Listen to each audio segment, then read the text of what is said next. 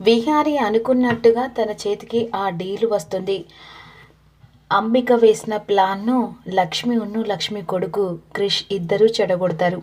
ఈలోపు వాళ్ళు ఎలాగైనా బయటపడతారు. అమ్మా, ఇక మా సూపర్ మ్యాన్ని చాలా సేవ్ చేసావమ్మా, తను అనుకున్న కళ నెరవేర్చావు అని విధంగా అన్న తర్వాత ఎదుటి వారిని ఎలా ఉన్నా పక్కన పెడితే వాళ్ళ సమస్యలో కాస్త మనం హెల్ప్ చేస్తామని ఒక సంకల్ప బలం ఉంటే అది చాలు. ఎందుకంటే అతను ఎంత కష్టపడుతున్నారు. అలాంటి 10 మందికి సాయం చేసే అతనికి మనం సాయం చేసింది చిన్నదే నాన్న అనే విధంగా లక్ష్మి తన కొడుక్కి చెప్తూ ఉంటుంది. ఈలోపు అంబిక కోపంతో ఇరిటేట్గా వస్తుంది. ఎలాగైనా సరే సుభేష్, వాళ్ళిద్దరిని పట్టుకోవాలి. అసలు వాళ్ళిద్దరూ విహారికి ఏమవుతారో కూడా తెలుసుకోవాలి. అసలు వాడు ఎంత తెలివితేటలున్నా చూసావా, వాడిని వదిలిపెట్టకూడదు ఆ పుడతను. సరే అంబిక, ఎలాగైనా సరే వాళ్ళ గురించి నేను ఎంక్వైరీ చేస్తాను. ఇక నువ్వు వెళ్ళిపో. అనుకున్న ప్లాన్ చేతికొచ్చే సమయానికి ఆ పోరడొచ్చి ఇదంతా ఆగం చేశారు. వాడిని వదిలిపెట్టకూడదు. ఎక్కడున్నా సరే వాళ్ళని చంపేసినా కూడా నో ప్రాబ్లం అనే విధంగా అంబిక వెళ్ళిపోతుంది. ఈలోపు రౌడీలను తీసుకొని సుభాష్ చుట్టూ గాలిస్తూ ఉంటారు. అసలు ఆ పిల్లాడు తల్లి గురించి ఎలాగైనా తెలుసుకోవాలి. అవును బాస్, తనే మమ్మల్ని కొట్టి పడేసింది. ఇక అంతేకాకుండా ఆ అకౌంటెంట్ కూడా కాపాడింది. చాలా తెలివి కలది. ఇక దాన్ని వదిలిపెట్టదు బాస్ అని చెప్పేసి సుభాష్తో అంటారు. ఆ సమయంలో తన కొడుకుని తీసుకొని ఇంటికి బయలుదేరుతూ ఉంటుంది లక్ష్మి. ఇక అలా మాట్లాడుకుంటూ వెళ్తుండగా అన్ఎక్స్పెక్టెడ్గా రౌడీ లక్ష్మిని చూస్తారు. అదిగో తను వెళ్తుంది చూడండి బాస్, తనే కావచ్చు, అలాగే ఉంది, తనే. అప్పుడు మమ్మల్ని కొట్టప్పుడు తన దగ్గర చేతిలో బ్యాగ్స్ ఉన్నాయి, అవే తనే అని చెప్పేసి ఇక వెనకాల సుభాష్ వెనకాల రౌడీలు లక్ష్మి ముందట నడుస్తూ ఉంటుంది. ఇక ఎవరు వాళ్ళు అని చెప్పేసి ఈ విధంగా ఆలోచించుకుంటూ వెళ్తుండగా ఇదిలాగా ఉండగా పద్దుతో సిరి గొడవ పడుతూ ఉంటుంది.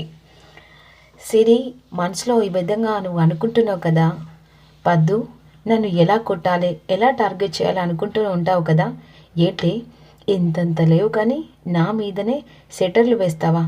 ఎక్కడ పద్దు, నువ్వు మనసులో అనుకున్నది మాత్రమే చెప్తున్నాను, కానీ కల్పించి చెప్పట్లేదు కదా, నేను చెప్పింది నిజమే కదా అని అంటుండగా పిచ్చి పిచ్చి మాటలు మాట్లాడితే వేలడంత లేవు కానీ ఇన్నేసి మాటలు అంటావా అని పద్దు వెంటనే పాప మీద చేయిస్తుంది. భయంతో వణుకుతుండగా, వదిన ఏం చేస్తున్నావు? పసిపిల్లను తన మీద అన్యం పుణ్యం ఎరగని తన మీద చెయ్యి ఎత్తడం ఏంటి? ఇది పసిపిల్లనా? వేలడంత లేదు కానీ పెద్ద పెద్ద మాటలు మాట్లాడుతుంది.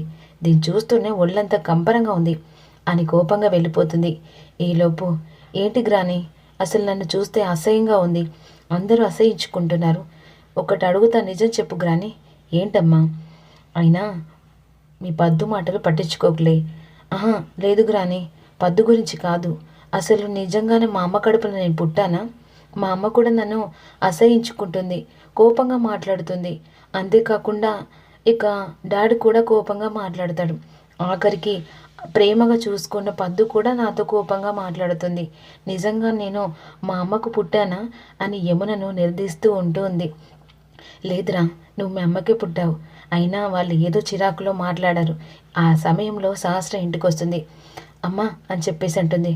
అబ్బా సిరి, చాలా టైర్డ్ అయిపోయాను, ఇక వెళ్ళు. సహస్ర అని చెప్పేసి గట్టిగా పిలుస్తుంది. ఏంటత్తయ్య, అసలు నీకేమైనా బుద్ధుందా? పసిపిల్ల తల్లి ప్రేమ కోసం చాలా తాపత్రయపడుతుండగా నీ స్వార్థం కోసం అని చెప్పేసి ఊర్లన్నీ తిరిగొస్తున్నావే, కనీసం నీ కూతురు మీద ప్రేమ ఉందా? ఇదేనా నువ్వు చూపించే తన మీద ప్రేమ? అదేంటట్టయ్య అలా మాట్లాడుతున్నారు? సిరిని మీరు చూసుకుంటున్నారు కదా, కన్నంత మాత్రాన ఇక వాళ్ళ బాధ్యత తీరిపోయింది అనుకుంటున్నావా? వాళ్ళకి ఎన్ని చేస్తే పిల్లలు పెద్దగా అవుతారు. కనీసం నీ జలసా మాత్రమే చూసుకుంటున్నావు. వాడు అలా, నువ్వు ఇలా. తన మనసులో ఎంతలా ఎన్నెన్ని ప్రశ్నలు ఉన్నాయో తెలుసా? తను ఏమడిగింది తెలుసా? అసలు నిజంగానే మా అమ్మకు పుట్టిన కూతుర్నా అని అడిగింది. మరి తనకి నువ్వే సమాధానం చెప్తావు అనేసరికి ఇక నిజంగానే శాస్త్రకు సిరి మాటలు విని షాక్ అయిపోతుంది. ఇదేంటి, నా కూతురికి లేనిపోని అనుమానం వస్తుంది. అమ్మో, ఈ అనుమానం పెనురోగమై నిజంగానే బయటపడేలా చేస్తుంది. సారీ అత్తయ్య, సిరిని అపార్థం చేసుకొని అలా అవాయిడ్ చేశాను, ఏదో చిరాకులో. రామ్మ సిరి. అయినా సారీ అమ్మా, నిన్ను చాలా వెయిట్ చేస్తున్నాను. ఏదో అలా అలా తిరుగుతూ ఇంకొకసారి ఇలా దూరం పెట్టకమ్మా.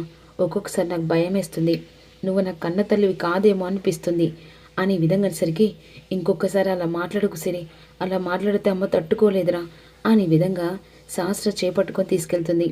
ఇదిలా ఉండగా వెంటనే సుభాష్ ఇక లక్ష్మి వెనకాల ఫాలో అవుతూ ఎక్స్క్యూజ్ మీ అని చెప్పేసి పిలుస్తాడు. ఎవరు అని చెప్పేసి వెనక్కి తిరుగుతుంది. ఒక్కసారిగా లక్ష్మి చూసి షాక్ అయిపోతాడు. ఇక లక్ష్మి నువ్వా అని చెప్పేసి అంటుండగా, అంటే ఇప్పుడు విహాన్ని కాపాడింది నువ్వా? ఇన్ని రోజుల తర్వాత ఈ ఊర్లో ఇక్కడ నువ్వు చనిపోలేదా? ఇతను నీ కొడుకా?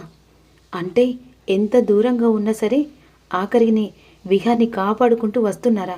ఓ, వీడు నీ కొడుకంటే అక్రమ సంబంధంతో పుట్టాడా అని విధంగా అంటుండగా కోపంతో లక్ష్మి ఉగ్ర రూపంతో విహారి చెంప పగలు కొడుతుంది.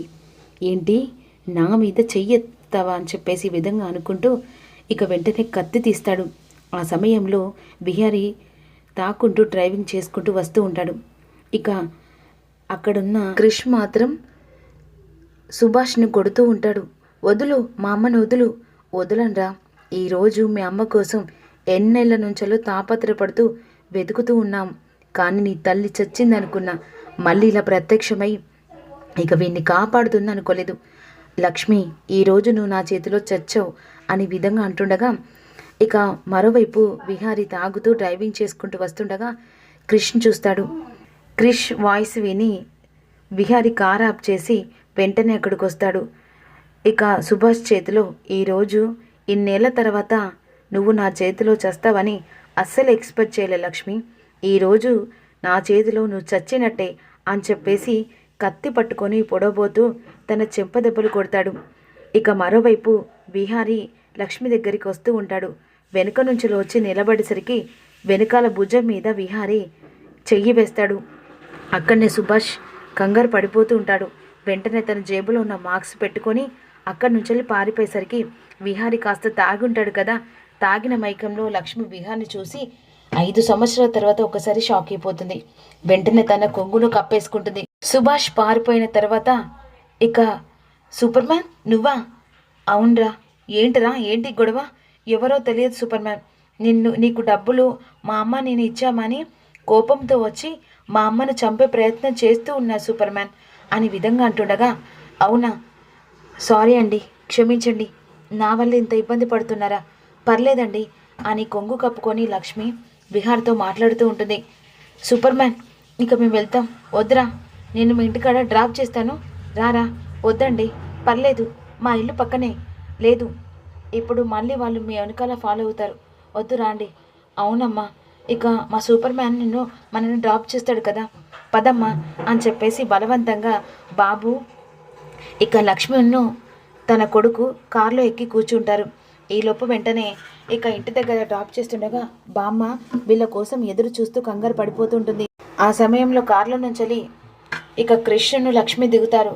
ఇక వెంటనే దిగిన తర్వాత వెళ్తున్నాడు అంటుండగా, సూపర్ మ్యాన్, ఇందాక వచ్చావు కదా, మా ఇంట్లోకి రా అని విధంగా అన్న తర్వాత, ఓ బాబు మీరా, ఇక్కడికి వచ్చారా బాబు?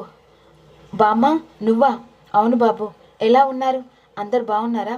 బాగున్నారు బామ్మ, లోపల రా బాబు అని చెప్పేసి వెంటనే క్రిష్ విహారి చేపట్టుకొని ఇంట్లోకి తీసుకెళ్తాడు. మరి ఏం జరుగుతుందో తెలుసుకుందాం.